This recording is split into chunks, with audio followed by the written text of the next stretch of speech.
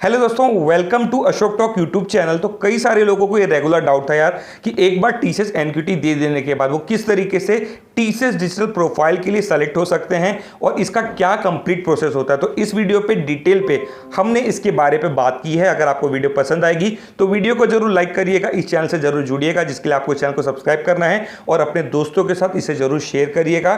तो बिना किसी देरी के हम इस वीडियो को स्टार्ट करते हैं। So welcome Monish, welcome to our channel. ज़्यादातर लोगों को ये काफ़ी ज़्यादा डाउट है मोनिश की टीसीएस एनक्यूटी से जो टीसीएस डिजिटल का पूरा सिलेक्शन प्रोसेस होता है इसमें ओवरऑल क्या होता है। तो इस वीडियो में हम इसी के बारे में आपसे जानेंगे, लेकिन इसके पहले हम आपके बारे में जानना चाहते हैं।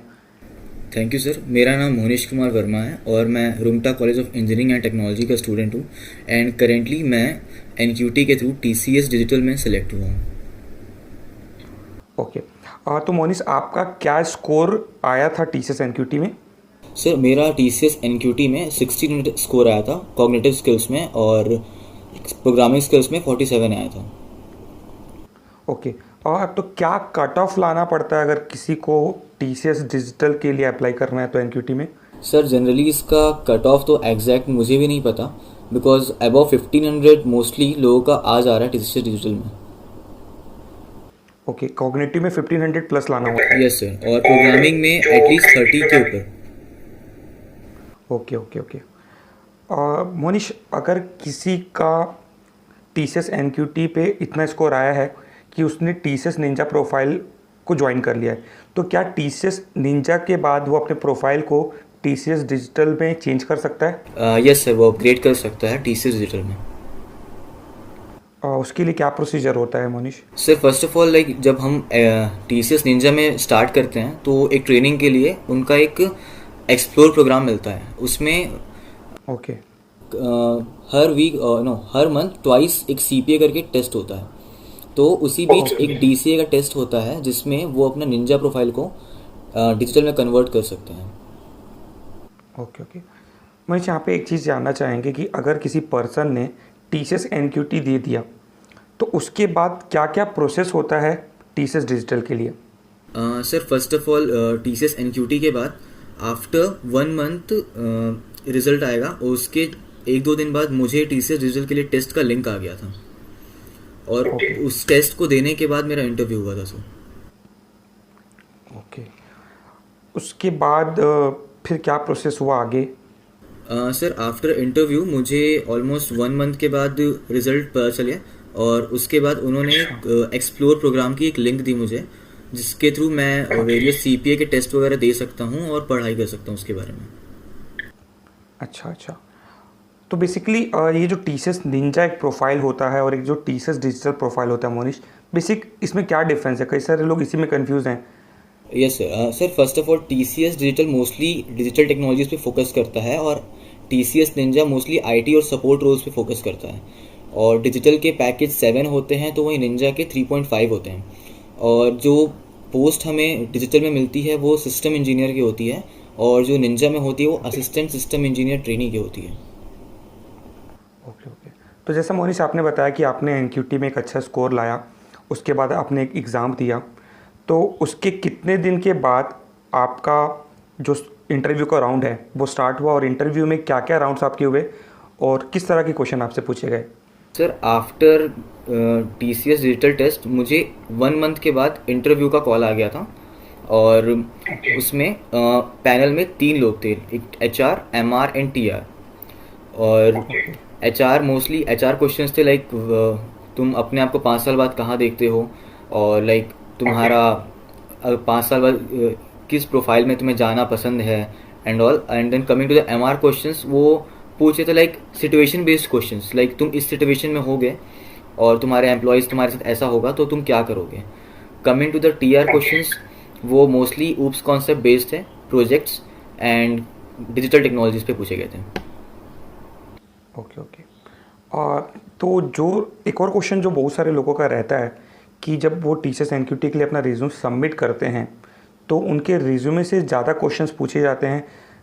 रिज्यूमे का क्या इंपॉर्टेंस होता है? Sir first of all resume का बहुत इंपॉर्टेंस होता है एंड रेज्यूमे में मोस्टली क्वेश्चंस तो आपके प्रोजेक्ट से पूछे जाएंगे कि इस प्रोजेक्ट में आपने काम किया है तो कैसे है, क्या है, एंड उसके बाद अगर किसी ने सर्टिफिकेशन किया है तो लाइक जावा पे किसी ने सर्टिफिकेशन किया है तो उसके बेसिस पे उन पे क्वेश्चंस पूछे जाएंगे। ओके ओके ओके, ठीक है। तो यहाँ पे एक और चीज़ मोनिश, जैसे आपने बताया प्रोजेक्ट से क्वेश्चन पूछे जाते हैं, तो कोई अगर ऐसा पर्सन है जिसे प्रोजेक्ट बनाने नहीं आता है या फिर वो रिसर्च बेस्ड प्रोजेक्ट नहीं बना पाता है, वो सिंपल थोड़े बहुत प्रोजेक्ट्स बना सकता है, सिंपल लाइक फ्रंट एंड के प्रोजेक्ट्स बना सकता है, तो कितना चांसेस है कि ऐसा पर्सन जिसको प्रोजेक्ट का बहुत ज़्यादा नॉलेज नहीं है वो रिसर्च डिजिटल को क्रैक कर सकता है? सर जहाँ तक कि मैंने ऑब्जर्व किया, वो लोग मोस्टली ये चेक कर रहे थे कि आपका प्रोजेक्ट में कितना गर्व था और आप उस प्रोजेक्ट में किस तरीके से काम किए हो। वो ये नहीं देख रहे थे बिकॉज मेरे कुछ प्रोजेक्ट्स रिसर्च बेस्ड थे तो कुछ प्रोजेक्ट नॉर्मल भी थे, तो उन देख रहे थे तुम कैसे प्रेजेंट कर पा रहे हो उस प्रोजेक्ट को।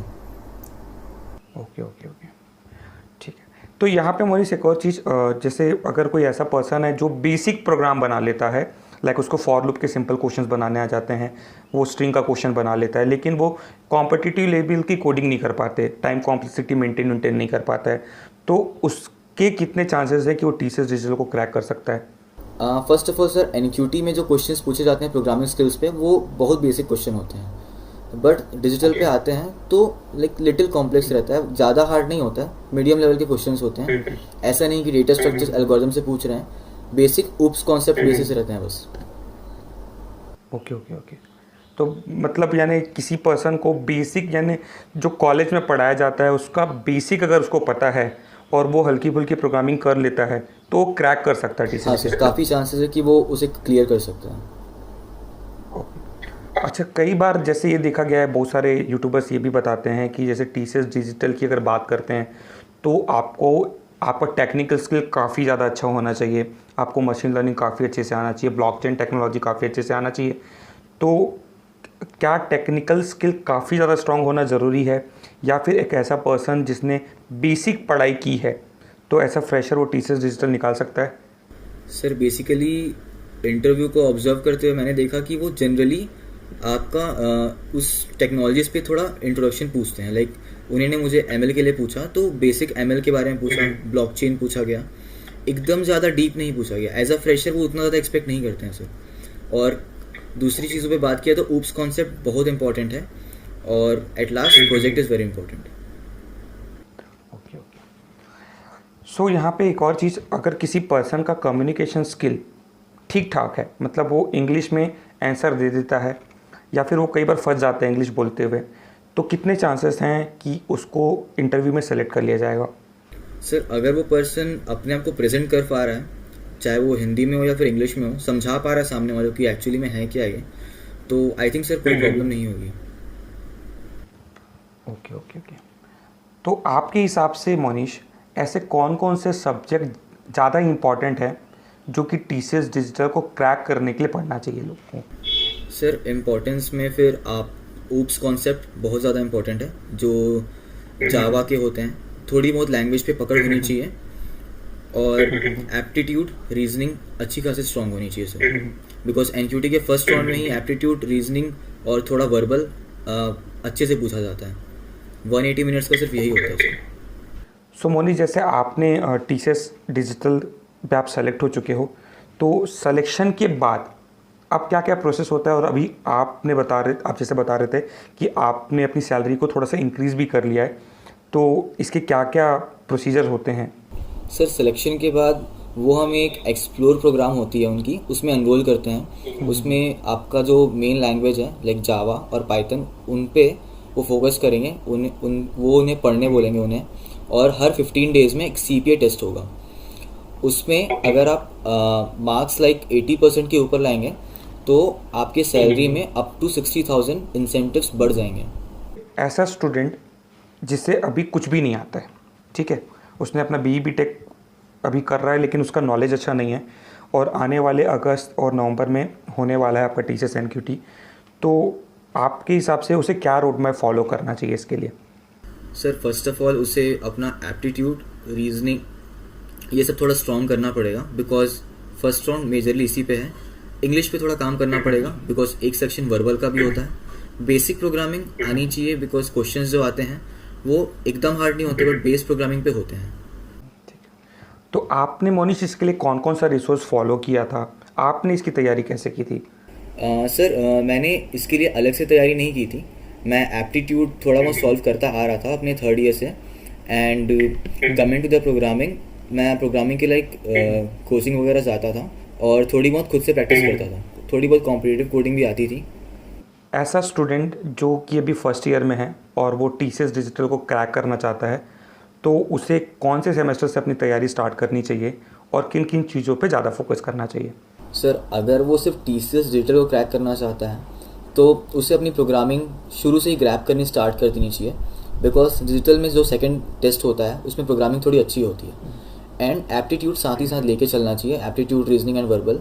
क्योंकि सर ये प्रैक्टिस से ही आगे आपको बढ़ा सकता है, क्योंकि इसमें जितने क्वेश्चन सॉल्व करेंगे अपन उतना ही हमारे लिए ईजी होगा। और जो टाइम मेंटेन करना पड़ता है हमें टेस्ट के बीच में, वो प्रैक्टिस से ही होगा सर। अच्छा, यहाँ पे एक और चीज़, जैसे बहुत सारे लोग ये बोलते हैं कि अगर आप टीसीएस डिजिटल दे रहे हो तो कोई भी एक लेटेस्ट टेक्नोलॉजी पे आपका अच्छा कमांड होना चाहिए, जैसे मशीन लर्निंग, ब्लॉकचेन टेक्नोलॉजी या फिर क्लाउड। तो आपके हिसाब से इन टेक्नोलॉजी में कौन से टेक्नोलॉजीज़ पे ज़्यादा क्वेश्चन अभी टीसीएस डिजिटल पे पूछे जा रहे हैं? सर, लाइक मुझे तो एमएल पे पूछा गया था। एमएल बेसिक्स और एमएल के कुछ कुछ एल्गोरिथम्स पूछे थे। एकदम ज़्यादा डीप नहीं था, इंट्रोडक्शन था। एंड डिजिटल पे और नहीं सर, प्रोजेक्ट मैंने एमएल पे नहीं बनाया था। और ब्लॉकचेन, एआई, क्लाउड, इनके बारे में इंट्रोडक्शन पूछा गया था। लेकिन कुछ ऐसे भी फ्रेंड्स हैं मेरे जिन्हें लाइक थोड़ा डीप पूछा गया क्लाउड के बारे में और ब्लॉकचेन वगैरह के बारे में। तो कोई भी एक डिजिटल टेक्नोलॉजी पे थोड़ा ज़्यादा कमांड चाहिए और बाकी का इंट्रो और ट्रेंडिंग टेक्नोलॉजीज के बारे में पता होना चाहिए। ओके। तो मोनिश, लास्ट में आप क्या सजेशन देना चाहेंगे जो ये वीडियो देख रहा है? सर, आई वुड सजेस्ट कि वो अपने प्रोग्रामिंग को अच्छा खासा स्किल अपग्रेड करें और थोड़ी बहुत अपनी communication skill, aptitude daily solve करें। कम क्वेश्चन ही सही, बट डेली सॉल्व करें वो, क्योंकि वो प्रैक्टिस के साथ बहुत अच्छी हो जाती है। और कॉम्पिटिटिव कोडिंग ज़रूर स्टार्ट करें, बिकॉज ये डिजिटल ही नहीं, सिर्फ बाकी जो भी कंपनीज होती है उसमें ही बहुत अच्छा खासा इफेक्ट करेगा हमें।